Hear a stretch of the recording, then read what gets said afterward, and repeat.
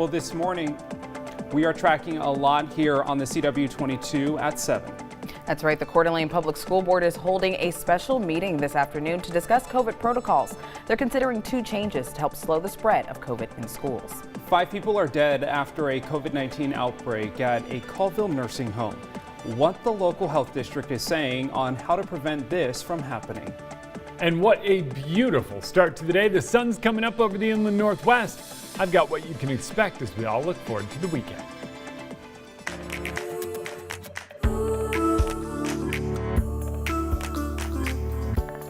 Up with KREM begins now. Time to rise and shine. Good That's morning, right. friends. Thanks for joining us on this Friday on Up with KREM. I'm Tim Pham. And I'm Channing Curtis. Well, let's get right to our top story of the morning. The CDC is now recommending a 3rd dose of Pfizer's COVID-19 vaccine to millions of Americans. This includes people ages 65 and older, nursing home residents, and people between the ages of 50 to 64 with underlying health problems. The booster can be given at least 6 months after the 2nd shot.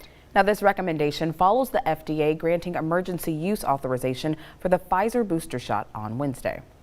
Well, meanwhile, today, the Coeur d'Alene Public School District Board is holding a special meeting. The board will be talking about COVID-19 protocols in their schools. Right now, school leaders are considering 2 changes to help slow the spread of COVID in their schools. The first is the change that requires staff, students, and visitors to wear masks. Now, currently they're not required, but they are recommended in the district. And second, they hope to clarify the language for the district's quarantine requirements. Today's meeting comes in response to local pediatricians seeing a surge in COVID cases in kids. Some Kootenay health staff wrote a letter to the district to make masks mandatory. I think a lot of parents and school board officials are saying, well, that's not me. That's not our house. That's not our home.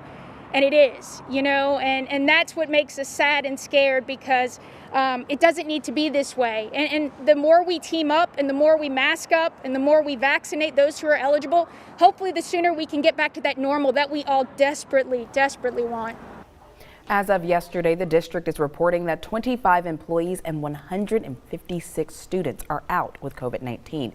In the meantime, more than 400 students and 40 employees are quarantining at home, waiting for COVID test results. The meeting is today at 1 in the afternoon at the Midtown Meeting Center. You can watch live on KREM.com or inside the KREM 2 app. Now, this comes as Providence Healthcare is announcing that they are using a post-op area in order to treat non-COVID patients who need ICU-level care after having major surgery. During a news conference, they also addressed the current COVID-19 trends, specifically those among children. Providence officials say that the intensive care units are still filling up, but the patients are getting younger. What I can tell you is that we're seeing much younger patients in our ICU. It's not uncommon to see 30-year-olds in our ICU, lots of 50-year-olds in our ICU. What's been really striking since the start of the pandemic initially, our ICU was almost completely full of nursing home type age patients.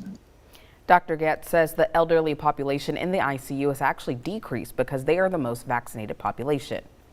So he also says of the hospitalized, children are too young to be vaccinated, and he stressed that communities need to get vaccinated to help vulnerable populations and those unable to get vaccinated. Now, a COVID-19 outbreak is being reported at a nursing center in Colville. Pinewood Terrace Nursing Center is reporting 74 new cases and 5 deaths. The first case was reported on August 25th. 22 staff and 52 residents were infected. 33 of those individuals were fully vaccinated. And according to Northeast Tri-County Health District, one of the people who died was also fully vaccinated. In a statement, the nursing home says the Delta variant is ruthless. It is affecting each individual differently, making it nearly impossible to tell who may currently be infected, who may get severely ill, and who may only have mild symptoms, or who will succumb to complications due to the virus. All right, the time is now 7:04. Let's take a look outside because, listen, it is the first weekend of fall, and I need to know, will I be able to wear a sweater? Will I be able to drink my pumpkin spice latte and wear a sweater and wear some boots? That's all I want right now. Nope. Well, that's rude. Hey, maybe I tell it like it is. I can't change it. But if I go out early in the morning? Hear me out, Channing. I know you came up here from Texas a little bit earlier. The next few months, I got you covered. I got plenty of that in the forecast. But right now, For me, it's short shorts and Crop tops. Crop tops. Oh man. All right. Well, if you guys see me out this weekend, just know I'm living my best life. We got nothing but sunshine in the sky right now. And as the sun comes up, we'll start to see things warm up. But today marks the day that we have more cooling than sunning. That doesn't make sense. But yes, okay, days are now going to be shorter than nights. Today's our last day of more than 12 hours of daylight. And as we head through the next few days, that changes. We get more darkness than daylight. And that's why our daytime high temperatures drop so drastically in the next month and a half. It's a drastic drop as we head into October and November. So for now, just know it is going to get cooler. Temps in the upper 40s right now, though, not bad. Upper 30s in Sandpoint, near 50 in Wenatchee. Nothing but sun shining down as the sun rises over the inland northwest. And by this afternoon, that sun does its job and heats us up. We're in the upper 70s later on today, but enjoy it while you can. Fall-like weather is on the way. A federal arrest warrant is issued for Brian Laundrie, the fiance of Gabby Petito, who was found dead in Grand Teton on Sunday. Gabby's death now ruled a homicide after she disappeared during a cross-country trip with Laundrie. However, the warrant is actually related to activities that happened after Gabby's death. Court documents showed the grand jury charged Laundrie with intent to defraud using a debit card in the amount of at least $1,000. Now, this happened sometime between August 30th through September 1st. That is believed to be around the time Gabby disappeared. Multiple agencies are still on the hunt for Laundrie, who is believed to be in a reserve in Florida. Earlier this morning, we reported that Aretha Fink from the Lumi tribe in western Washington had been missing since early September. And we have good news to share with everybody this morning because she has now been found. Her aunt says the Vegas police found Aretha alive and now they're trying to get her home.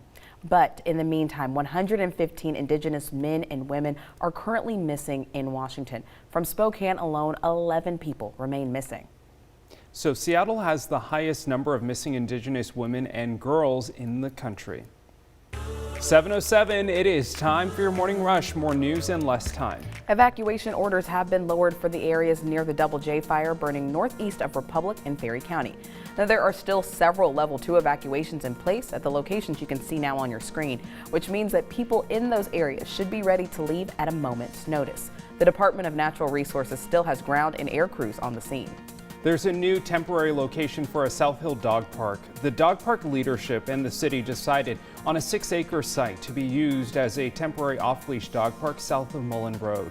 The current dog park will close on October 4th and the temporary park will open on the 8th. The current South Hill dog park is closing to allow for a new middle school to be built on the land. The average sale price of homes in Kootenay County rose nearly 40% in the last year. The average price of a home is now $470,000. According to the Coeur d'Alene Association of Realtors, buyers are still outnumbering listings, and they say it is still very much a seller's market. The ongoing bus driver shortage is impacting families across the Spokane area. The Spokane Public School Board talked about potential solutions, but have not come to any conclusions yet. Parents are weighing in on the potential solution, which include public transportation or carpooling. I don't feel like they would be appropriate to take an Uber or take a public bus. I would want to do some training with them before we ever even considered an option like that. And I really wouldn't feel very comfortable because of their ages. At least one high school football game had to be canceled due to lack of bus transportation for athletes. That's your morning rush. More news in less time. Let us know what's happening in your neighborhood by using the hashtag #UpWithKREM on social media.